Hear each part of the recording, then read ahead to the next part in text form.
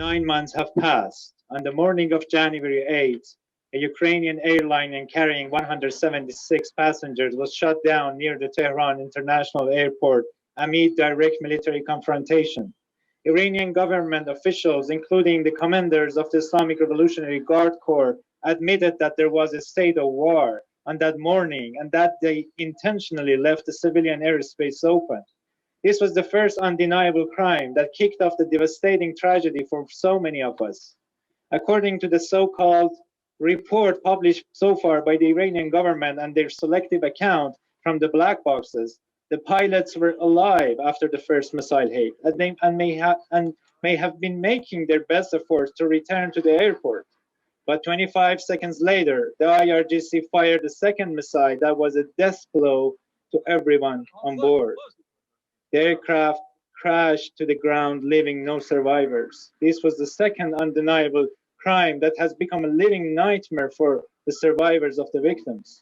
We believe that the claim of human error being the cause of this crime is false.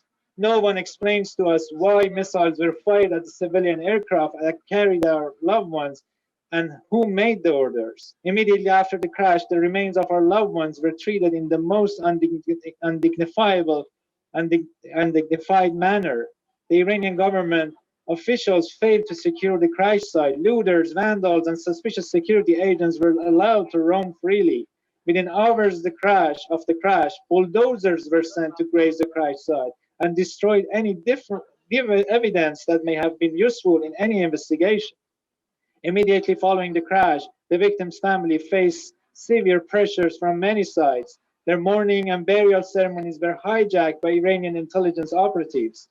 Many of the victims' belongings confiscated or left unaccounted for. This was the third undeniable crime that was committed. We endured 3 days of lies and deceit by Iranian officials who were shamelessly denying the obvious truth through their propaganda apparatus. Even after they were forced to admit the missile attacks under international pressure, they paraded the commanders behind this crime before the state media and celebrated them as heroes. They abused the black boxes as pawns, as hostages in their game of diplomacy. All of the diplomatic posturing was unfolding while the victims' families endured severe distress and heartache, faced quarantine due to COVID pandemic, and suffered alone the loss of their loved ones. All the while, the ICAO was a silent bystander to the repeated breaches of the law and the Iranian government's mockery of international norms and regulations. The ICAO justifies their passivity and silence by an absurd claim of neutrality. We, the survivors of the crimes of this heinous crime, endured for 7 months while the world allowed the Iranian government to control the conversation. All that was revealed was the laughable reports of the Islamic Republic of Iran. International organizations remained silent in the face of the mockeries of Iranian government agencies, and the last masterpiece of deception and misinformation was their update on the black boxes. The questions remain. Why was the airspace left open, and who made that decision, and why? Why, even if the missile battery was misaligned, several flights took off before PS752 without incident? Who ordered repeated missile attacks against the civilian aircraft?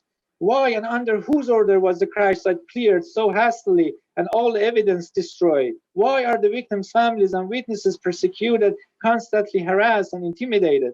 Why is the Iranian government distorting the truth with impunity by publishing incomplete and flawed reports using their state media and operatives? The families have repeatedly insisted that compensation must come after the truth is revealed and justice is served. The truth that has been taken hostage, the truth that has been trampled under the boots of tyrants and allowed to be distorted through flawed international laws, the truth that has been victimized in political games. We ask, does the ICAO have enough evidence of Iran's breaches of the conventions to condemn the Iranian government's actions? So far, the Iranian regime has more protection under the law than the families of 176 innocent civilians. Our demands are clear. 1. We demand that the Iranian government's actions be condemned by the ICAO, the United Nations, and the governments of Canada, UK, Sweden, Germany, Afghanistan, and Ukraine. 2. The families demand that there must be a fair, comprehensive, and independent investigation without any interference by the Iranian government. We all know that the Iranian government is disqualified from leading the investigation into their own crimes. As the Honorable Minister Champagne said in the days following this tragedy and reiterated in his recent update to the families, the focus must be seeking justice and accountability. Last Friday, Minister Champagne announced the formation of the Canadian forensic team. We thank you for your continued support and appreciate your presence here amongst us, Mr. Champagne. And we thank you, Government of Canada, for that.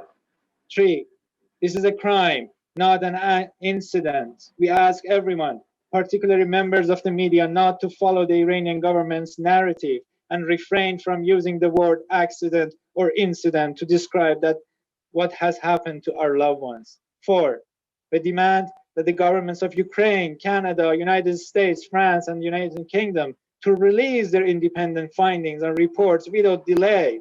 The free world has an obligation to disclose the truth. The free world has a moral duty to reveal what they know about this crime. The free world shall not give cover to criminals to hide their crime. The victims of this crime, the fate of their families and loved ones are not pawns or hostages in yet another political game that the Iranian government plays. We demand that Iran's psychological warfare and torment of the families must end at once. 5, we are the only stakeholders of this tragedy. We demand that the victim's family be permitted to have a legal representative as an observer in the process.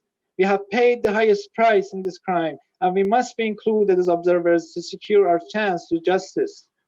Justice is not negotiable. Justice cannot be found around negotiation tables. Justice only attainable in a court of law, and murderers must be seated at the accused stand, not around the negotiation table. We, the families of the victims, are still alive, and our only reason to live is justice for our lost loved ones. Let us all join forces and unite in our belief in justice. It will not bring our loved ones back or alleviate our eternal suffering, but it shall serve our dedication to the Charter of Human Rights. How we can conduct ourselves in the face of this crime, how Canada sides with justice, shall be a historic milestone. Let us make it yet another milestone for us to claim that Canada stood on the right side of history. Let us demonstrate Canada's steadfast dedication to justice and the dignity of our fellow human beings. We only live with this hope in our hearts. Thank you, Mr. Champagne.